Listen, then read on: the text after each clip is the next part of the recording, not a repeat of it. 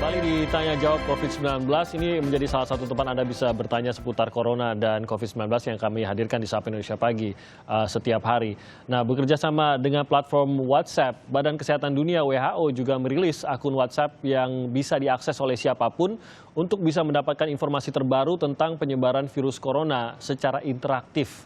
Nah, kalau kita lihat ini adalah tampilan yang akan Anda dapatkan kalau Anda menambahkan akun WhatsApp WHO seputar corona ini di handphone Anda.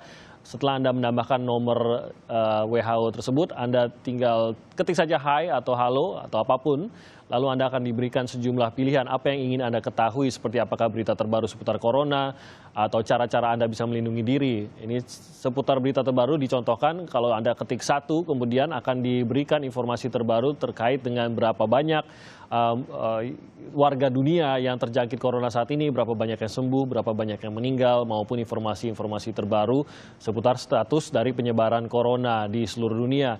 Kalau Anda mengetik contoh dua setelah itu, pilihannya Anda bisa baca di atas juga, Anda akan diberitahu cara-cara agar Anda bisa melindungi diri dari virus corona ini. Jadi ada beberapa saran-saran untuk menjaga kebersihan diri ataupun saran-saran lainnya untuk mengamankan diri Anda dari virus corona. Bahkan ini juga disertai dengan penjelasan video sehingga Anda bisa dengan mudah mengikuti bagaimana cara Anda bisa melindungi diri dari corona. Dan juga ada salah satu pilihan yang menjawab sejumlah mitos terkait dengan corona. Jadi Mythbuster. Mungkin Anda banyak menerima informasi, bahkan terlalu banyak informasi seputar corona. Di sini juga menjawab apa sebenarnya yang fakta dan apa sebenarnya yang hoax. Jadi Anda bisa menambahkan, nomornya ada di layar kaca Anda di +41 sekian-sekian. Anda bisa langsung menambahkan di WhatsApp Anda dan bisa berinteraksi langsung dengan Badan Kesehatan Dunia WHO. Kita langsung menjawab penelpon yang juga memiliki pertanyaan seputar COVID-19 atau Corona ini. Kita sudah terima telepon dari Bapak Nata di Sumatera Utara. Selamat pagi Pak Nata. Selamat pagi Pak. Pagi Pak, ada pertanyaan apa Pak seputar Corona dan COVID-19 ini? Oh iya, ini Pak, kebetulan saya, bagaimana saya bilang Pak? Saya kebetulan agak jauh dari pusat kota provinsinya Sumatera Utara Pak. Oke. Dan yang kami masyarakat di sini yang sangat mengeluhkan sekali masalah pengobatan awal itu, Pak. Pengobatan apa, Pak Nata? Untuk pengobatan COVID-19 ini, Pak. Untuk pengobatan awalnya, apakah ada terjual di apotik atau bagaimana, Pak? Kira-kira yang bisa untuk menangkal sementara gitu, Pak. Oke, tapi belum ada yang terkonfirmasi COVID-19 gitu, Pak ya? Untuk daerah kami, Pak, Alas ada orang dalam pengawasan itu, Pak. Oh iya. 20 orang. 20 orang. Oke, tapi maksud saya di lingkungan Anda sendiri belum ada yang terkonfirmasi COVID-19 ya, Pak ya?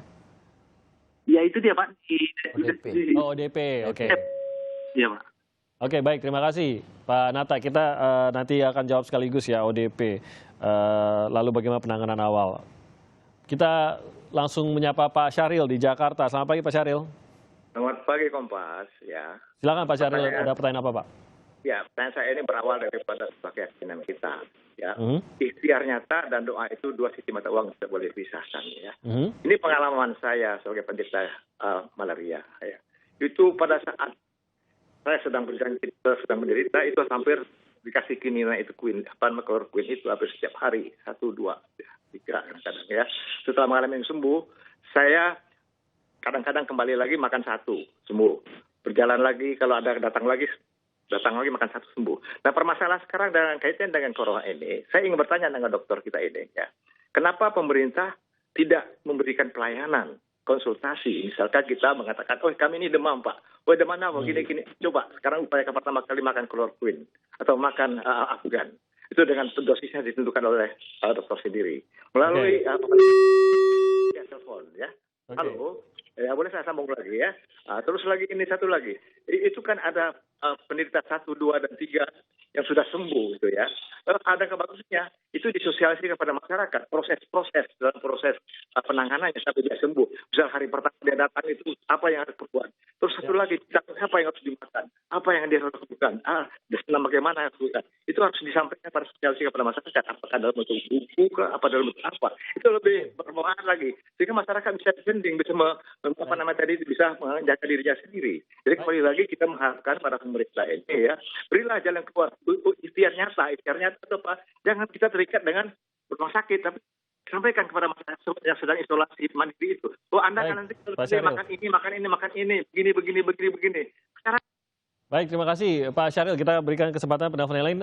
Catatan kami juga Pak terkait dengan tanya jawab COVID-19 ini memang kita fokuskan pada informasi bagi publik terkait dengan penyakit maupun virus ini sendiri. Tentu saja dari ID tidak bisa mewakili pemerintah dalam menjawab bagaimana penanganan, tapi ada poin yang menarik juga dari Pak Syahril tadi mengenai obat. Apakah obat itu bisa diketahui oleh masyarakat, bisa dibeli langsung oleh masyarakat agar masyarakat bisa tahu cara menangani di awal. Sedikit tersambung dengan Bapak Nata tadi, bagaimana menangani di awal. Nanti kita akan jawab. Kita ke Pak Suryadi di Bogor. Selamat pagi Pak Suryadi. Selamat pagi, Assalamualaikum. Waalaikumsalam Pak Suryadi. Silakan Pak Suryadi, ada pertanyaan apa Pak? Alhamdulillah. Iya. Saya tertarik tadi dengan ini kan, hanya pertanyaan saya ini Pak. Ya, kan? Kalau misalkan katanya tadi kan kalau yang sudah sembuh gitu Pak ya, yang sudah sembuh, nah itu berarti kan pasti akan pulang ke rumah. Ya. Apa pulang ke rumah itu yang kita-kitanya, ya kan, harus menggunakan masker, ya kan, untuk melindungi diri atau bagaimana ini, ya kan? Oke. Nah, terus yang keduanya, pasti kalau untuk masalah cuci tangan, oke, sudah pasti jelas. Nah, kalau misalkan gejala-gejala untuk virus corona itu apa aja sih Pak? Ya itu aja Pak dari saya ya. Terima kasih. Assalamualaikum. Waalaikumsalam. Terima kasih Pak Suryadi. Kita akan jawab ketiga penelpon. Kita mulai dengan Bapak Nata tadi. Mungkin pertanyaannya adalah penanganan awal apa yang bisa saya lakukan kalau ada indikasi corona?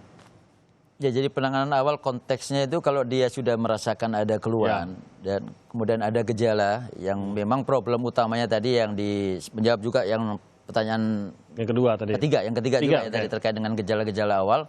Yang seperti kita sampaikan di awal, kalau ada batuk, kemudian batuk yang produktif diikuti juga dengan demam dan ditambah ada faktor risiko. Nah, faktor risikonya adalah tadi riwayat kontak dan riwayat perjalanan tadi. Maka tentunya harus segera dibawa ke rumah sakit untuk kemudian diperiksa oleh dokter gitu loh. Nah, saya menambahkan, kalau di sekitar saya ada yang ODP, mungkin saya tidak kenal langsung gitu, apakah itu termasuk riwayat resiko? ODP yang kita tidak kontak secara langsung ya tidak. Artinya kalau dalam satu lingkungan dan kita nggak pernah ketemu, kita nggak ada potensi untuk droplet ya, ya droplet infection ya, saya kira tidak kemudian kita jadi paranoid seperti itu. Enggak. Kalau di dalam misalkan orang rumah kita ODP, mungkin itu. Nah, kalau orang rumah ODP, nah itu yang kemudian kita harus dalam tanda petik tracing untuk kemudian mengobservasi orang dalam satu rumah itu apakah kemudian juga nanti ada keluhan-keluhan yang terjadi gitu. Oke, jadi dilanjutkan boleh dokter. Jadi penanganan awal kita deteksi dulu perkembangan dari penyakit yang kita miliki ini, seperti batu-batu tadi. Apalagi yang harus dilakukan sebagai penanganan awal? Ya, artinya kalau kemudian tadi juga menindaklanjutin yang pertanyaan pertama juga tadi, ya mau tidak mau sekarang ya dari kita juga. Jadi penanganan awal kalau dikatakan sekarang ada obat khusus, sampai sekarang pun WHO menyatakan tidak ada obat khusus. Tidak juga ada vaksin juga, tidak ada juga antivirus khusus untuk ini. Sehingga mau tidak mau juga yang sekarang pun yang harus kita lakukan adalah menjaga daya tahan tubuh kita. Sehingga yang konteksnya sekarang adalah dengan makanan-makanan yang bergizi, cukup istirahat, ya kalaupun ditambah dengan suplemen-suplemen saya kira itu is okay. Dan itu tidak ada masalah dan bagus gitu loh. Termasuk juga dengan mungkin ada tambahan-tambahan makanan-makanan yang lain yang itu apakah madu dan sebagainya itu saya kira itu juga pendukung untuk memperkuat daya tahan tubuh kita gitu loh. Nah, dalam kondisi sekarang mungkin saya sedikit melanjutkan nih pertanyaan dari penelpon pertama dan ketiga. Mungkin saya sudah mulai merasakan gejala, dan gejalanya mungkin sama persis dengan yang sudah saya alami berpuluh-puluh kali, mulai agak flu, batuk, tapi karena suasananya lagi ramai corona dan COVID-19, saya lebih memilih untuk memeriksakan ke rumah sakit. Padahal biasanya saya cuma minum obat flu, hitungan hari biasanya sudah selesai. Apakah ini disarankan? Karena kondisinya lagi ramai corona, maka saya walaupun tanda-tandanya belum berat, saya periksakan diri saja ke rumah sakit, atau justru saya sebaiknya menghindari rumah sakit kalau belum benar-benar perlu?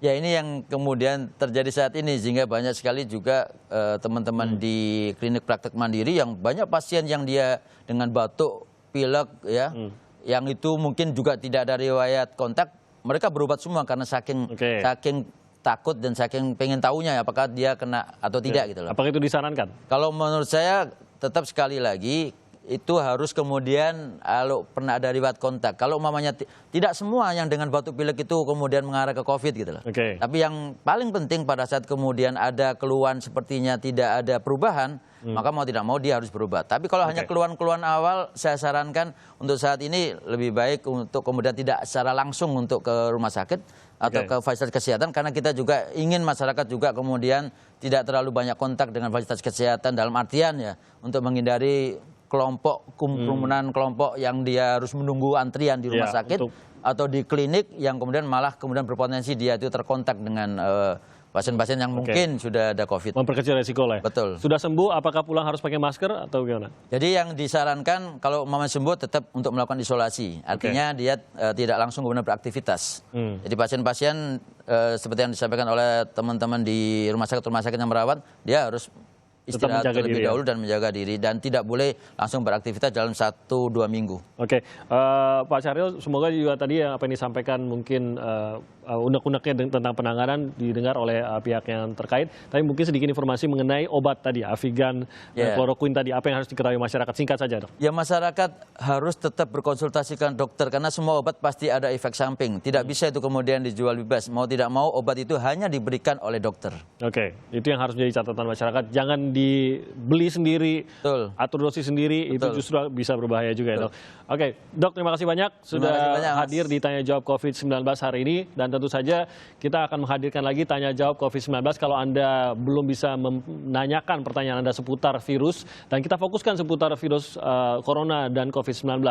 Tentang penanganan tentu saja kita akan hadirkan di dialog lainnya, tapi khusus untuk segmen Tanya Jawab ini kita fokuskan agar Anda bisa mengetahui lebih baik lagi bagaimana agar Anda bisa melindungi diri Anda dan keluarga Anda dari virus corona maupun penyakit COVID-19.